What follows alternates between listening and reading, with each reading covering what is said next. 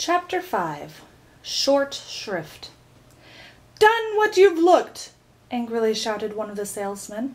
He meant to say, "Look what you've done!" but the words had gotten so hopelessly mixed up that no one could make any sense at all. "Do going to we what are," complained another, as everyone set about straightening things up as well as they could. For several minutes no one spoke an understandable sentence, which added greatly to the confusion.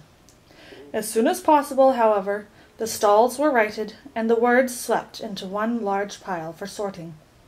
The spelling bee, who was quite upset by the whole affair, had flown off in a huff, and just as Milo got to his feet, the entire police force of Dictionopolis appeared, loudly blowing his whistle.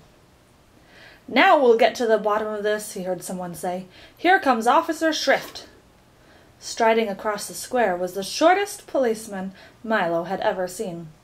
He was scarcely 2 feet tall and almost twice as wide, and he wore a blue uniform with white belt and gloves, a peaked cap, and a very fierce expression.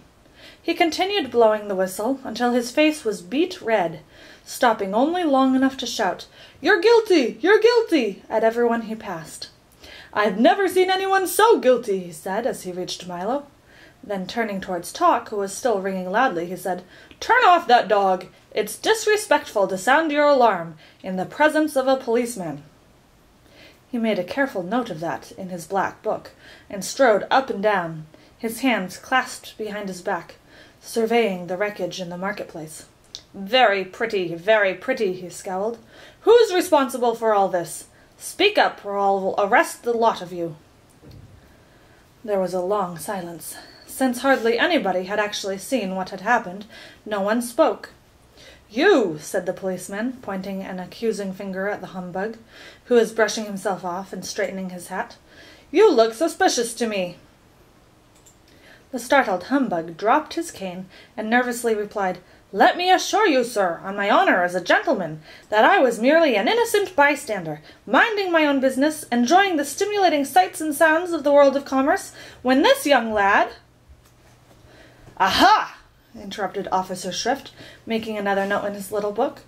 "Just as I thought. Boys are the cause of everything."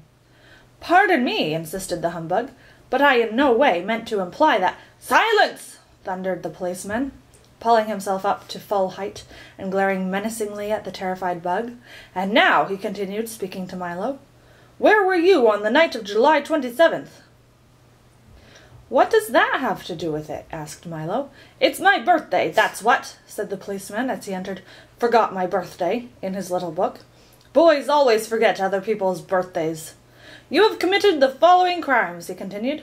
"Having a dog with an unauthorized alarm, sowing confusion, upsetting the apple cart, wreaking havoc, and mincing words." "Now see here," growled Talk angrily. "And illegal barking," he added, frowning at the watchdog. "It's against the law to bark without using the barking meter. Are you ready to be sentenced?" "Only a judge can sentence you," said Milo, who remembered reading that in one of his school books. "Good point," replied the policeman, taking off his cap and putting on a long black robe. "I am also the judge. Now would you like a long or a short sentence?" "A short one, if you please," said Milo. "Good," said the judge, rapping his gavel 3 times. "I always have trouble remembering the long ones. How about I am? That's the shortest sentence I know." Everyone agreed that it was a very fair sentence, and the judge continued, "There will also be a small additional penalty of 6 million years in prison. Case closed," he pronounced, rapping his gavel again. "Come with me, I'll take you to the dungeon." "Only a jailer can put you in prison," offered Milo, quoting the same book. "Good point," said the judge, removing his robe and taking out a large bunch of keys. "I am also the jailer." And with that, he led them away. "Keep your chin up," shouted the humbug. "Maybe they'll take 1,000,000 years off for good behavior." The heavy prison door swung back slowly, and Milo and Talk followed Officer Shrift down a long, dark corridor, lit by only an occasional flickering candle. "Watch the steps," advised the policeman as they started down a deep circular staircase. The air was dank and musty, like the smell of wet blankets, and the massive stone walls were slimy to the touch. Down and down they went until they arrived at another door, even heavier and stronger looking than the first. A cobweb brushed across Milo's face, and he shuddered. "You'll find it quite pleasant here," chuckled the policeman, as he slid the bolt back and pushed the door open with a screech and a squeak. "Not much company, but you can always chat with the witch." "The witch?" trembled Milo. "Yes, she's been here for a long time," he said, starting along another corridor. In a few more minutes they had gone through 3 other doors, across a narrow footbridge, down 2 more corridors and another stairway, and stood finally in front of a small cell door. "This is it," said the policeman. "All the comforts of home." The door opened and then shut, and Milo and Tock found themselves in a high vaulted cell with 2 tiny windows halfway up on the wall. "See you in 6,000,000 years," said Officer Shrift, and the sound of his footsteps grew fainter and fainter until it wasn't heard at all. "It looks serious, doesn't it, Tock?" said Milo very sadly. "It certainly does," the dog replied, sniffing around to see what their new quarters were like. "I don't know what we're going to do for all that time. We don't even have a checker set or a box of crayons." "Don't worry," growled Tock, raising one paw assuringly. "Something will turn up. Here, wind me, will you please? I'm beginning to run down." "You know something, Tock?" he said as he wound up the dog. "You can get in a lot of trouble mixing up words, or just not knowing how to spell them. If we ever get out of here, I'm going to make sure to learn all about them." "A very commendable ambition, young man," said a small voice from across the cell. Milo looked up very surprised, and noticed for the first time, in the half-light of the room, a pleasant-looking old lady, quietly knitting and rocking. "Hello," he said. "How do you do?" she replied. "You'd better be very careful," Milo advised. "I understand there's a witch somewhere in here." "I am she," the old lady answered casually, and pulled her shawl a little closer around her shoulders. Milo jumped back in fright, and quickly grabbed Tock to make sure that his alarm didn't go off, for he knew how much witches hate loud noises.